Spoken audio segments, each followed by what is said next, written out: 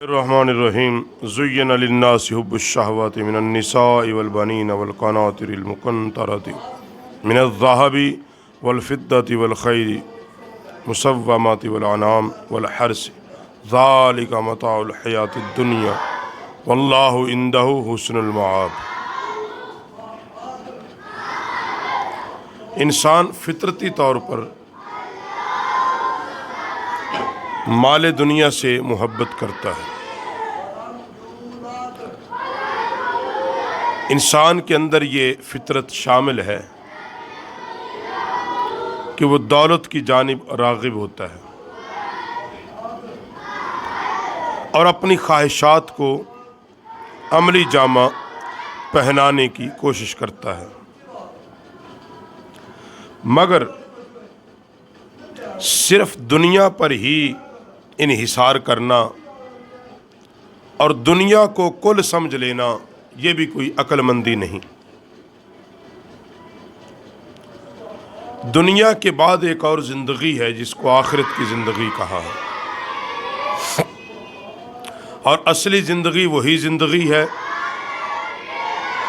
کہ جس دن اللہ ہم سے حساب لے گا اور پھر جو اس دنیا کے اندر ہم نے عمل کیے اللہ رب العالمین اس کی سزا و جزا ہمیں عطا فرمائے گا۔ تو فرمایا زین للناس، لوگوں کے لیے آراستہ کی گئی حب الشہوات، ان کی خواہشات کی محبت، من النساء والبنین، عورتیں اور بیٹے، والقناطر المقنطرۃ من الذہب، اور تلے اوپر سونے اور چاندی کے ڈھیر، والخیل المسومۃ، اور نشان کیے ہوئے گھوڑے، والانعام، اور چوپائے، والحرث، اور کھیتی، ذالک متاع الحیات الدنیا، یہ جتنی بھی دنیا کی جمع پونجی ہے یہ سارا کچھ دنیا کے اندر آتا ہے۔ کہ جو انسان محبت کرتا ہے خواتین سے، بیویوں سے، اولاد سے، بیٹوں سے، بیٹیوں سے، سونے اور چاندی اور اس کے ڈھیر سے، چوپایوں سے، نشان کیے ہوئے گھوڑے یعنی خوبصورت ترین گھوڑے، کھیتی سے، فرمایا یہ دنیا کی جتنی بھی جمع پونجی ہے، واللہ عندہ حسن المآب، اور اللہ ہے جس کے پاس اچھا ٹھکانہ ہے۔ اچھا ٹھکانہ دنیا نہیں ہے، اچھا ٹھکانہ دنیا نہیں ہے۔ مومن کے لیے دنیا ایک قید خانہ ہے جس کے اندر ایمان کی طاقت ہے، جس کا یقین قرآن پاک پر ہے، جس کا یقین اللہ حکم الحاکمین پر ہے، اس کے لیے دنیا ایک قید خانے سے زیادہ اس کی کوئی اہمیت نہیں ہے۔ اصل کیا ہے جو اللہ کہتا ہے واللہ عندہ حسن المآب، اللہ کے پاس اس سے بہتر ٹھکانہ ہے۔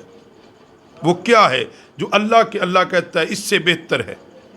حالانکہ انسان کے لیے، دنیا کے لیے، میں آشائش کے لیے کیا چاہیے؟ سب سے پہلے وہ چاہتا ہے تندرستی ہو، پھر وہ یہ چاہتا ہے کہ میرے پاس کثیر تعداد میں مال و دولت ہو، پھر وہ چاہتا ہے خوبصورت بیوی ہو، اور اس کے بعد جا کے کہیں پھر وہ اولاد کی باری آتی ہے کہ اللہ مجھے اب اولاد دے دے، یہ جو دولت میں نے اکٹھی کی ہے اس کو ان پہ خرچ کر دوں۔ پھر جا کے اولاد کی وہ طلب کرتا ہے، اور پھر جب اس کو اولاد مل جاتی ہے پھر اس کے اندر ایک مال اور دولت کی حرص آتی ہے کہ اولاد کے لیے سواریاں ہوں، اچھی گاڑیاں ہوں، اچھے گھوڑے ہوں، کثیر تعداد میں چوپائے ہوں، اعلیٰ کھیتی ہو، اور قرآن پاک نے ان تمام چیزوں کو ذکر کیا ہے، اور کرنے کے بعد انسان کو کہا ذالک متاع الحیات الدنیا، جو کچھ بھی دنیا کے اندر موجود ہے، واللہ عندہ حسن المآب، اللہ کے ہاں اس سے کہیں زیادہ، کہیں اچھی، کہیں اعلیٰ چیزیں ہیں۔ ایک بندہ مومن جب اس دنیا میں رہ کر اگر وہ دولت بھی اس کے پاس ہے تو وہ رضائے للہ، اللہ کی رضا کے لیے خرچ کرتا ہے، ایسے کاموں میں وہ استعمال کرتا ہے جن پر اللہ کی رضا مقصود ہو۔ تو فرمایا قل اونبئکم بخیر من ذالکم، تم فرماؤ کیا تمہیں اس سے بہتر چیز نہ بتا دوں؟ محبوب ان کو کہہ دو جو یہ کہتے ہیں یہ دیکھو ہمارے پاس مال و دولت ہو، گھوڑے ہوں، چاندی ہو، سونا ہو، اولاد ہو، عورتیں جن سے تم محبت کر بیٹھے ہو، اور ان کی محبت میں آخرت کو بھول گئے، اللہ کو بھول گئے۔ یاد رکھو بنفس دنیا، یہ دولت دنیا بری چیز نہیں ہے، مگر دنیا کی محبت میں آ کر اللہ کو بھول جانا، پھر اس صورت میں دنیا بہت بری چیز ہے کہ فقط یہ تکیہ کر بیٹھو اور یہی بھروسہ ہو کہ دولت اور دنیا وہی سب کچھ ہے، اور کوئی فکر نہ ہو آخرت کی، قیامت کے دن کی، زندگی کے سانسوں کی جو اللہ نے نعمت دی، نعمتوں کی، تو پھر یہ بہت بری چیز ہے۔ اس لیے فرمایا محبوب ان کو کہہ دو قل اونبئکم بخیر من ذالکم، کیا میں تمہیں اس سے بہتر چیز کی خبر نہ دوں؟ للذین اتقوا عند ربہم، مگر وہ بہتر چیز کن کے لیے ہوگی؟ ان کے لیے جنہوں نے فقط دنیا کمائی اور دنیا کھائی، پھر کچھ بھی نہیں، کہا نہیں، للذین اتقوا، پہلی شرط یہ ہے آخرت اس کو ملے گی جو تقوی والا ہوگا، جو پرہیزگار ہوگا، جس نے دنیا کے اندر اللہ اور اس کے رسول کی اتباع کی ہوگی، جس نے قرآن و سنت کی اتباع کی ہوگی۔ للذین اتقوا، وہ بہتر چیز جو قیامت کے دن بہتر ہے، جو اللہ کے ہاں بہت بہتر ہے، للذین اتقوا، وہ کن کے لیے ہے؟ پرہیزگاروں کے لیے ہے۔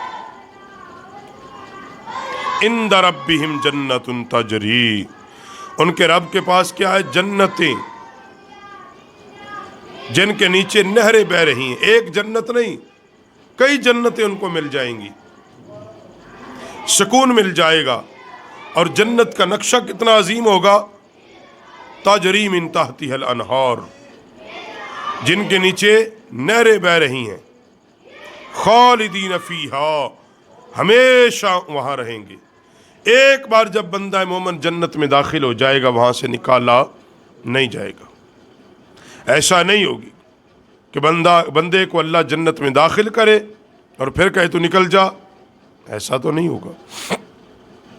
اس کا اصول ہے، اصول قدرت ہے، جس کو ایک بار جو چیز عطا کر دیتا ہے کبھی وہ مالک اس سے واپس نہیں لیتا، یہ اس کی شان ہی نہیں ہے۔ تو فرمایا خالدین فیہا، اس میں ہمیشہ رہیں گے، ازواج مطہرہ، وہاں پاکیزہ بیویاں ہوں گی، پاکیزہ بیویاں ہوں گی۔